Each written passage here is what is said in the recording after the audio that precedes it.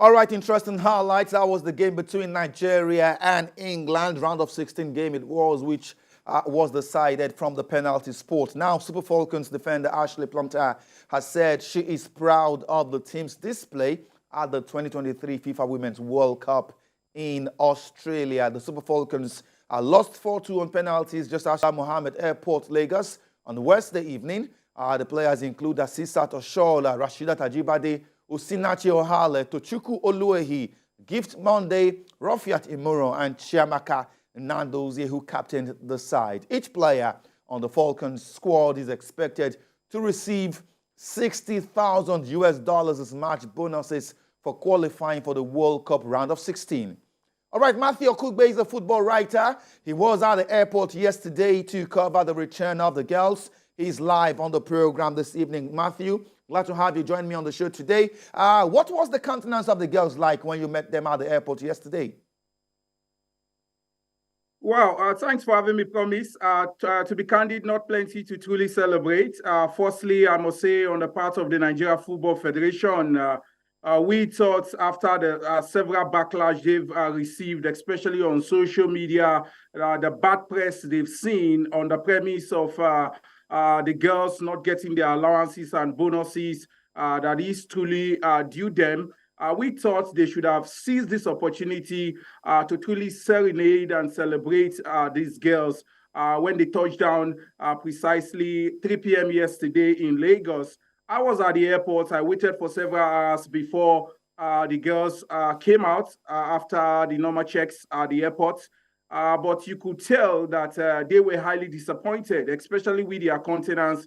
And also those at the airport were also telling us, especially a few of us who were journalists, why were we even at the airport in the first place? That where were the supporters club? Where truly were the officials of the Nigeria Football Federation who were on ground to receive the girls when they came? I must tell you, Promise, it is not one to truly celebrate because I felt the NFF should have done better.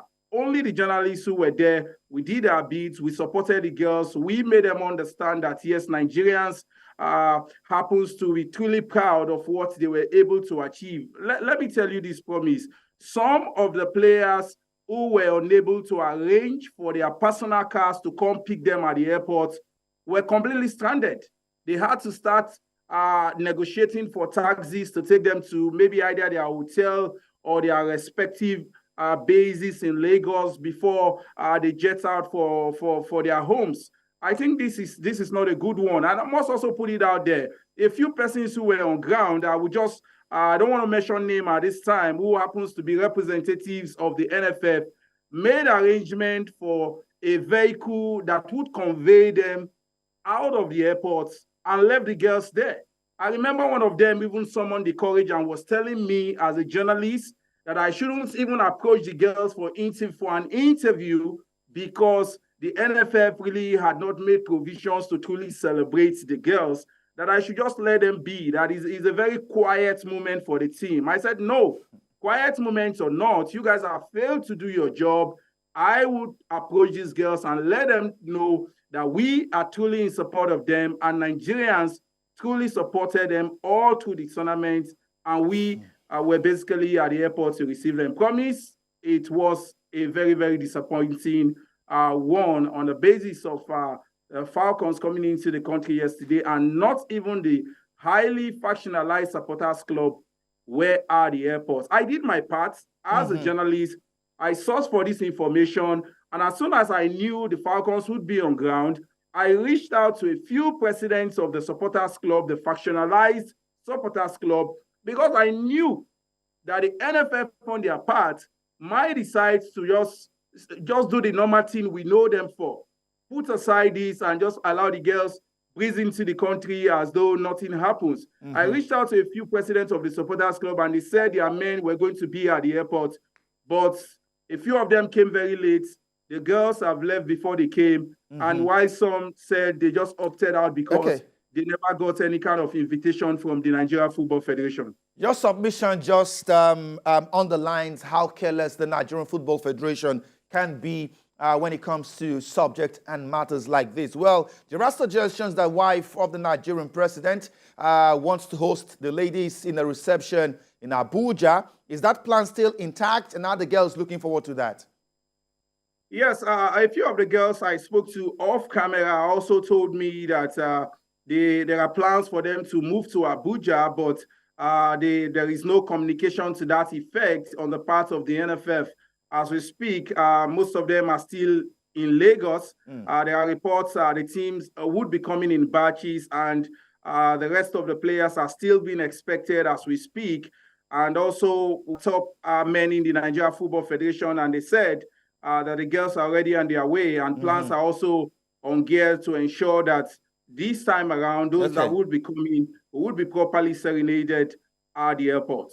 Okay, well, FIFPro and other Nigerian football stakeholders have been urging the Nigeria Football Federation to pay the girls what is owed them, plus the latest World Cup bonus.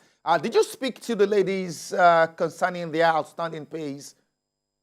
Absolutely, but I would tell you this, promise, but for fear of the unknown, even as Sister Toshola said, it is not one she really wants to talk to the press about. And all the players I spoke to, I put a question to them, and they said all is well, that things have been worked out behind the scene, and they believe that they are going to get their money. And we hope the NFF rise up to the occasion. I have so much confidence in the leadership of Alhaji Ibrahim Gusso, and we believe that this is more like an acid test for him to truly show that his integrity and the welfare and the well-being of the players. All right. With all of these on the front burner and being discussed even by FIFPro, by the international community, as far as global football is concerned, hopefully the Nigeria Football Federation will do the needful and get to pay these girls. Promise, sorry, before I let you go, I think the international community should also cut us some slack. On the part of FIFPro, I would applaud the response they got from the Nigeria Football Federation, because if you look at some of the issues that we've had over the years, how many of these have they been able to nick in the bud on their part? Well, maybe they are beginning to take interest in Nigerian football now. That's possible.